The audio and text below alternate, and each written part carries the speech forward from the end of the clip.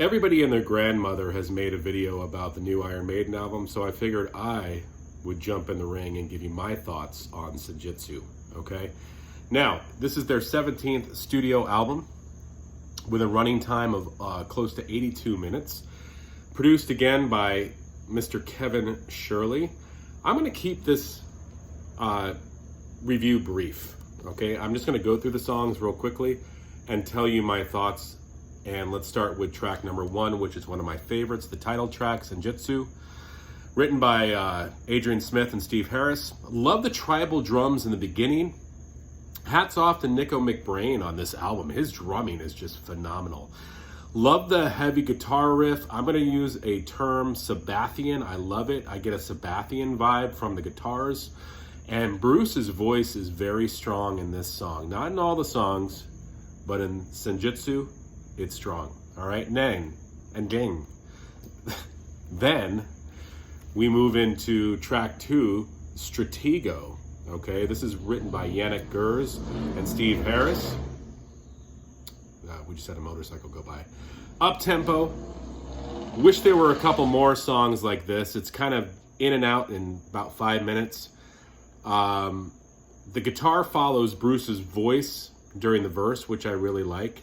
I get a Seven Sun vibe from this. And it's got a crowd chorus, which means the crowd is going to be singing along when they do this live. Stratego. All right, track 3, Writing on the Wall. We all know this song. Adrian Smith, Bruce Dickinson wrote this. I love the dynamics of this song. I love the acoustic guitar. I love the southern feel. It's something different, which is good. We get the same thing from Iron Maiden sometimes, so it's nice to have something different with Writing on the Wall. And this has a scream-along chorus. Yeah, the fans are going to be screaming Writing on the Wall for the chorus. It's just, it's phenomenal. Okay, now, the Maiden boys must have been listening to a lot of Moody Blues, because the next track is called Lost in a Lost World, which is the title of a Moody Blues song. And then the following song is called Days of Future Past, which was a Moody Blues album. Just figured I'd point that out. I don't know. Maybe they were, maybe they weren't. Lost in a Lost World is my least favorite track on the album. I can say that without a doubt. It's over 9 minutes, and it feels like 9 minutes. It's got this mellow intro. It's got some echo on the vocals. It does break into a heavy riff. The chorus reminds me of Blood Brothers. And Bruce's voice, this is the first time his voice sounds strained to me on the album. Just everything about the song I'm not into. I'd be interested to hear what you guys think. Lost in a Lost World, is it your favorite track?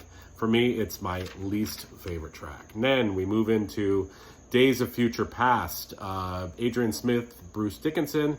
Love the riff of this song. It's another up-tempo, strong chorus tune. So yeah, love Days of Future Past. Now, The Time Machine, which is one of my favorite songs on this record. Yannick Gers, thank you very much. Steve Harris, thank you. You guys wrote a great song. This could have been on Dance of Death.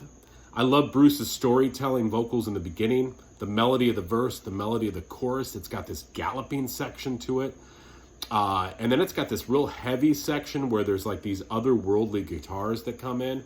So yeah, I love The Time Machine. Such a great song. Track 7. Darkest Hour, another Adrian Smith, Bruce Dickinson song. Tell me that this doesn't sound like the song Coming Home from the Final Frontier, which is a good thing.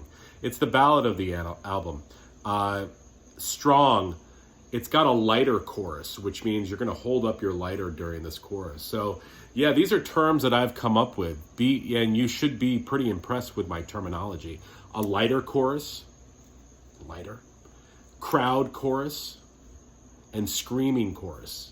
Yeah, copyright 2021, Chris Profi, Musically Obsessed on those terms. Track 8, Death of the Celts.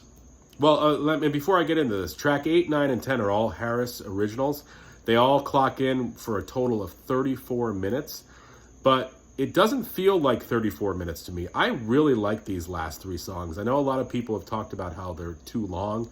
They're not too long to me. Death of the Celts is a kick-ass song. Love the intro, heavy verse, strong vocals by Bruce.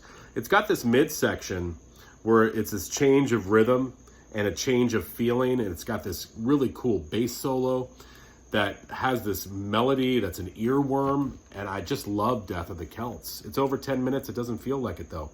Track 9, The Parchment, it's over 12 minutes. This could have been on the X Factor. It's got that X Factor intro. Heavy, plodding verse. Guitar solos galore. If you want to hear guitar solos, listen to The Parchment. And then it breaks into this fast section towards the end with this bluesy riff that the guitar and bass are both playing. Love it. And then track 10, Hell on Earth, over 11 minutes. Another X Factor intro. It could have been on the X Factor. A slow gallop, a crowd chant section. We've got a powerhouse chorus. And it's just a kick-ass way to end the album. I think those last 3 songs are great. And for me, the only song that I don't really like on this is Lost in a Lost World. Now, don't go into this thinking that you're going to hear Seventh Son of a Seventh Son. Don't go into this thinking you're going to hear Brave New World. It's an animal of its own, and it's really good. It sounds like Maiden, but it's modernized Maiden. And Bruce's vocals are really good on this album. The only song I really kind of get a strained sound from him is Lost in a Lost World. But other than that, vocals are really strong. So, you know, I've heard a lot of opinions on this Maiden album. If anybody else wants to share their opinions, let me know below, okay? All right, adios.